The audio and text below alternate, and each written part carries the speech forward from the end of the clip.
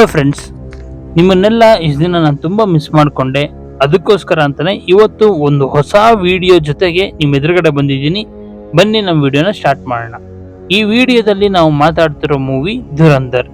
2025 ಅಲ್ಲೇನೆ one of the best movie ನಾನು ನೋಡಿದ್ದು ಅಂದ್ರೆ ಅದು ಧುರಂಧರ್. ಇನ್ನು ನಿಜ ಹೇಳಬೇಕು ಅಂತಂದ್ರೆ ಟ್ರೈಲರ್ನ ನಾನು ನೋಡಿದಾಗ ಇದು ಒಂದು ನಾರ್ಮಲ್ ಆಕ್ಷನ್ ಮೂವಿ ಅಂತಾನೆ ಅನ್ಕೊಂಡಿದ್ದೆ. ಅಂಡ್ ಥಿಯೇಟರ್ಗೆ ಹೋಗೋವರೆಗೂ ನನ್ನ ಮೈಂಡಲ್ಲಿ ಅದೇ ಇದ್ದಿತ್ತು. ಬಟ್ ಒನ್ಸ್ ಈ ಮೂವಿನ ನಾನು ಥಿಯೇಟರ್ ನೋಡಾಗಾದ್ಮೇಲೆ ಫಿದಾ ಆಗೋದೆ ಅನ್ಕೊಳ್ಳಿ, ಅಷ್ಟು ಸಖತ್ತಾಗಿತ್ತು ಈ ಮೂವಿ. ಈ ಮೂವಿಯ ಯಾಕೆ ಜನ ಇಷ್ಟೊಂದು ಹೊಗಳುತ್ತಿದ್ದಾರೆ ಅಂಡ್ ಪ್ಯಾನ್ ಇಂಡಿಯಾ ರಿಲೀಸ್ ಆಗದೆ ಹೋದ್ರು ಇದು 1000 crore ಮಾಡಕ್ಕೆ ಕಾರಣಗಳೇನು ಅನ್ನೋದನ್ನ ಈ ವಿಡಿಯೋದಲ್ಲಿ ಎಕ್ಸ್ಪ್ಲೇನ್ ಮಾಡಕ್ ಪ್ರಯತ್ನ ಪಡ್ತೀನಿ. ಆಮೇಲೆ ನೀವು ಕೂಡ ಈ ಮೂವಿನ ನೋಡಿರ್ತೀರ. ಆಕ್ಷನ್, ಟ್ವಿಸ್ಟ್, ಎಮೋಷನ್ ಈ ಮೂರನ್ನು ಪರ್ಫೆಕ್ಟ್ ಆಗಿ ಬ್ಲೆಂಡ್ ಮಾಡಿ ಸ್ಕ್ರೀನ್ ಪ್ಲೇ ಅಂದ್ರೆ ಇದು ಅನ್ನಕ್ಕೆ ಒಂದು ಎಕ್ಸಾಂಪಲ್ ಕೊಡ್ಬೋದಂತಹ ಮೂವಿ ಧುರಂಧರ್.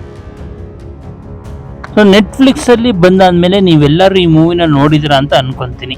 ಸ್ಟೋರಿ ವಿಷಯಕ್ಕೆ ಬಂದ್ರೆ, ನಮ್ಮ ಇಂಡಿಯನ್ ಸ್ಪೈ ಆಗಿರುವಂತ ಒಬ್ಬ ವ್ಯಕ್ತಿ ಪಾಕಿಸ್ತಾನಿಗೆ ಹೋಗಿ ಪಾಕಿಸ್ತಾನ್ ಅಂಡರ್ ವರ್ಲ್ಡ್ ಅಲ್ಲಿ ಒಬ್ಬ ಮೆಂಬರ್ ಆಗಿ ಹೇಗೆ ಅವ್ರ ಪ್ಲಾನ್ಸ್ ಗಳನ್ನೆಲ್ಲ ಇಂಡಿಯಾಗೆ ಅಪ್ಡೇಟ್ ಮಾಡ್ತಾನೆ ಅಂಡ್ ಟೆರರಿಸ್ಟ್ ಅಟ್ಯಾಕ್ ಗಳನ್ನೆಲ್ಲ ಹೇಗೆ ಇವನು ಫ್ಲಾಪ್ ಮಾಡ್ತಾನೆ ಅನ್ನೋದೇ ಈ ಮೂವಿಯ ಒಂದು ಸ್ಟೋರಿ.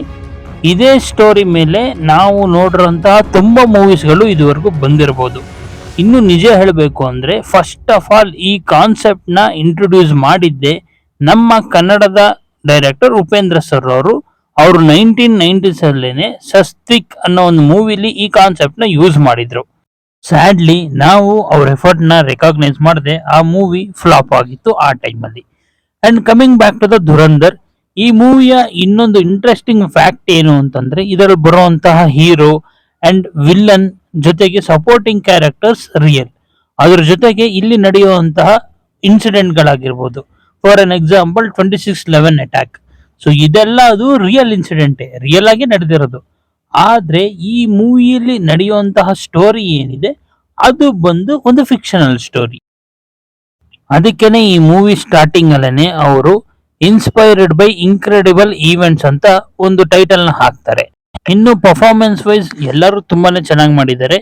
ಹೀರೋ ಕ್ಯಾರೆಕ್ಟರ್ ಸ್ವಲ್ಪ ಡಲ್ ಹೊಡಿತು ಅಂತ ಹೇಳ್ಬೋದು. ಆದ್ರೆ ರೆಹಮಾನ್ ಡೆಕಾಯಿತ್ ಕ್ಯಾರೆಕ್ಟರ್ ಮಾಡಿರುವಂತಹ ಅಕ್ಷಯ್ ಖನ್ನಾ ಅವರಂತೂ ವರ್ಲ್ಡ್ ಲೆವೆಲ್ ಅಲ್ಲಿ ಫೇಮಸ್ ಆಗೋದ್ರು ಅಂತ ಅನ್ಕೊಳ್ಳಿ.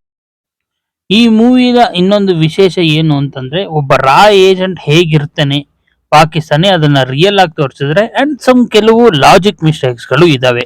ಈ ಮೂವಿನ ರಿಸರ್ಚ್ ಮಾಡ್ತಾ ನನಗೆ ಗೊತ್ತಾಗಿದ್ದೇನು ಅಂತಂದ್ರೆ, ಈ ಮೂವಿಯಲ್ಲಿ ಬರುವಂತಹ ಅಜಿತ್ ದೇವಲ್ ಅನ್ನೋ ಒಂದು ಕ್ಯಾರೆಕ್ಟರ್ ಅವ್ರು ಏನಿದ್ದಾರೆ ಅವ್ರನ್ನ ನಮ್ಮ ಇಂಡಿಯಾದಲ್ಲಿ ಇಂಡಿಯನ್ ಜೇಮ್ಸ್ ಬಾಂಡ್ ಅಂತ ಕರೀತಾರೆ. ಯಾಕೆಂದ್ರೆ ಅವರು ರಿಯಲ್ ಲೈಫ್ ಅಲ್ಲೇನೆ 10 ವರ್ಷಗಳ ಕಾಲ ಪಾಕಿಸ್ತಾನಲ್ಲಿ ಒಬ್ಬ ಸ್ಪೈ ಆಗಿ ಭಿಕ್ಷುಕನ ವೇಷದಲ್ಲಿ ಇದ್ರಂತೆ. ಅಂಡ್ ಈ ಮೂವಿನ ನಾನು ನೋಡ್ಬೇಕಾದ್ರೆ ನಾನು ಆದಷ್ಟು ಸಾಂಗ್ ಏನ್ ಇಂಪಾರ್ಟೆನ್ಸ್ ಇರೋದಿಲ್ಲ ಈ ಮೂವಿಲಿ ಅನ್ಕೊಂಡಿದ್ದೆ. ಬಟ್ ಸಾಂಗ್ ಕೂಡ ತುಂಬಾನೇ ಬ್ಯೂಟಿಫುಲ್ ಆಗಿದೆ. ಅಂಡ್ ತೂ ಅಗರ್ ಮೇರಿ ಸಾಂಗ್ ಅಂತೂ ಸಖತ್ತಾಗಿ ಪಿಕ್ಚರೈಸ್ ಮಾಡಿದ್ದಾರೆ. ಮ್ಯೂಸಿಕ್ ತುಂಬಾನೇ ಚೆನ್ನಾಗಿದೆ. ಈ ಸಿನಿಮಾನ ನಾನು ಥಿಯೇಟರ್ ನೋಡ್ಬೇಕಾದ್ರೆ ತುಂಬಾನೇ ಬ್ರೂಟಲ್ ಸೀನ್ಸ್ ಇತ್ತು. ಬಟ್ ನೆಟ್ಫ್ಲಿಕ್ಸ್ ಅಲ್ಲಿ ಕಂಪೇರ್ ಮಾಡಿದ್ರೆ ಥಿಯೇಟರ್ ವರ್ಷನ್ ಕಂಪೇರ್ ಮಾಡಿದ್ರೆ ಸ್ವಲ್ಪ ಅದನ್ನೆಲ್ಲ ಕಟ್ ಮಾಡಿದ್ದಾರೆ ಅಂತಾನೆ ಹೇಳ್ಬೋದು. ಅಂಡ್ ಇನ್ನೊಂದು ವಿಷಯ ಅಂದ್ರೆ ಎಲ್ಲಾ ಮೂವಿಲೂ ಸ್ಪೈ ಅನ್ನೋ ಒಂದು ವಿಷಯ ಏನಿದೆ ಅದು ಕ್ಲೈಮ್ಯಾಕ್ಸ್ ಅಲ್ಲಿ ರಿವೀಲ್ ಆಗುತ್ತೆ. ಬಟ್ ಆದ್ರೆ ಈ ಫಿಲ್ಮ್ ಸ್ಟಾರ್ಟಿಂಗ್ ಇಂದ ಈ ಸ್ಪೈ ಇವರೇ ಸ್ಪೈ ಅಂತ ಇಂಟ್ರೊಡ್ಯೂಸ್ ಮಾಡಿದ್ದು ಒಂದು ಡಿಫರೆಂಟ್ ಅಟೆಂಪ್ಟ್ ಅಂತ ಹೇಳ್ತೀನಿ. ಈ ಮೂವಿ ಕ್ಲೈಮ್ಯಾಕ್ಸ್ ಬಗ್ಗೆ ಅಂತೂ ನಾನು ಮಾತಾಡ್ಲೇಬೇಕು. ಇಡೀ ಮೂವಿ ಒಂದ್ ಕಡೆ ಆದ್ರೆ ಈ ಮೂವಿ ಕ್ಲೈಮ್ಯಾಕ್ಸ್ ಇನ್ನೊಂದ್ ಕಡೆ ಅಪ್ಪ. ಇಡೀ ಸಿನಿಮಾದ main attraction and main villain ಆಗಿರೋ ರೆಹಮಾನ್ ಡೆಕಾಯಿತ್ ನ ನಮ್ ಹೀರೋ ಹೇಗೆ ಸಾಯಿಸ್ತಾನೆ ಅನ್ನೋ ಒಂದು ಟೆನ್ಷನ್ ಅಲ್ಲೇ ಕ್ಲೈಮ್ಯಾಕ್ಸ್ ಹೋಯ್ತು. ಸೂಪರ್ ಆಕ್ಟಿಂಗ್ ಮಾಡಿದ್ದಾರೆ 3 ಜನನು. ಇವರೆಲ್ಲರಿಗಿಂತನೂ ಸಂಜಯ್ ದತ್ ಒಬ್ಬ ಬ್ಯಾಡ್ ಕಾಪ್ ರೋಲ್ ಅಲ್ಲಂತೂ ಸಖತ್ತಾಗಿ ಆಕ್ಟ್ ಮಾಡಿದ್ದಾರೆ. ಅಂಡ್ ಇನ್ನೊಂದು ತಮಾಷೆ ವಿಷಯ ಏನು ಅಂದ್ರೆ ಇವರು ಪೋರ್ಟ್ರೇ ಮಾಡಿರುವಂತಹ ಆ SP ಚೌಧರಿ ಏನಿದ್ದಾರೆ ಅವ್ರ ರಿಯಲ್ ಲೈಫ್ ಅಲ್ಲಿ ಸಂಜಯ್ ದತ್ ಅವರ ಬಿಗ್ಗೆಸ್ಟ್ ಫ್ಯಾನ್ ಅಂತೆ. ಸೊ ಈ ಎಲ್ಲ ಫ್ಯಾಕ್ಟರ್ ಇಂದನೇ ಈ ಮೂವಿ ಒಂದು ಬೆಸ್ಟ್ ಮೂವಿ ಆಗಿ ನಿಲ್ಲುತ್ತೆ. ನನಗೆ ಇನ್ನೊಂದು ಸರ್ಪ್ರೈಸ್ ಆಗಿದ್ದ ವಿಷಯ ಏನು ಅಂದ್ರೆ 26/11 ಅಟ್ಯಾಕ್ ಅಲ್ಲಿ ಅಂದ್ರೆ ಒರಿಜಿನಲ್ ಅಟ್ಯಾಕ್ ಅಲ್ಲಿ ಇದ್ದಂತ ಆಡಿಯೋ ಕ್ಲಿಪ್ ನ ಹಾಗೆ ಥಿಯೇಟರ್ ಅಲ್ಲಿ ಇವ್ರು ಪ್ಲೇ ಮಾಡಿದ್ದು ನೆಟ್ಫ್ಲಿಕ್ಸ್ ಅಲ್ಲೂ ಕೂಡ ಅದು ಅವೈಲೇಬಲ್ ಇದೆ. ಇಷ್ಟು ದಿನ ನಾವು ನೋಡಿದಂತಹ ಈ ಸ್ಪೈ ಯೂನಿವರ್ಸ್ ಮೂವಿಗಳಲ್ಲೆಲ್ಲ ಹೀರೋಗಳು ಬರೀ ಫೈಟ್ ಮಾಡೋದು, ಇಲ್ಲ ಹೀರೋಯಿನ್ ಜೊತೆ ಡ್ಯಾನ್ಸ್ ಮಾಡೋದು, ಇಲ್ಲ ಫಾರಿನ್ ಲೊಕೇಶನ್ ಅಲ್ಲಿ ಹೋಗಿ ಟ್ರಿಪ್ ಮಾಡೋದು ಇರ್ತಿತ್ತು. ಬಟ್ ಇದು ಒಂದು ಡಿಫ್ರೆಂಟ್ ಮೂವಿ. ಪಾರ್ಟ್ 1 ನೋಡಾಗಾದ್ಮೇಲೆ ಪಾರ್ಟ್ 2ಗೋಸ್ಕರ ವೆಯ್ಟ್ ಮಾಡೋ ಕೆಲವು ಮೂವಿಗಳಲ್ಲಿ ಈ ಮೂವಿ ನನ್ನ ಲಿಸ್ಟ್ ಅಲ್ಲಿದೆ.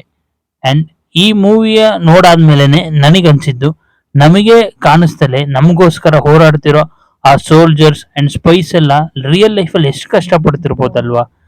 ಈ ಮಾತನ್ನ ಹೇಳ್ತಾ ನಾನು ಈ ವಿಡಿಯೋನ ಮುಗಿಸ್ತಿದ್ದೀನಿ. ನಮ್ಮ ಚಾನಲ್ ಲೈಕ್, ಶೇರ್, ಸಬ್ಸ್ಕ್ರೈಬ್ ಮಾಡಿ. ಇದೇ ತರ ಇನ್ನೊಂದು ವಿಡಿಯೋದಲ್ಲಿ ನಿಮಗೆ ಸಿಗ್ತೀನಿ. ಬಾಯ್.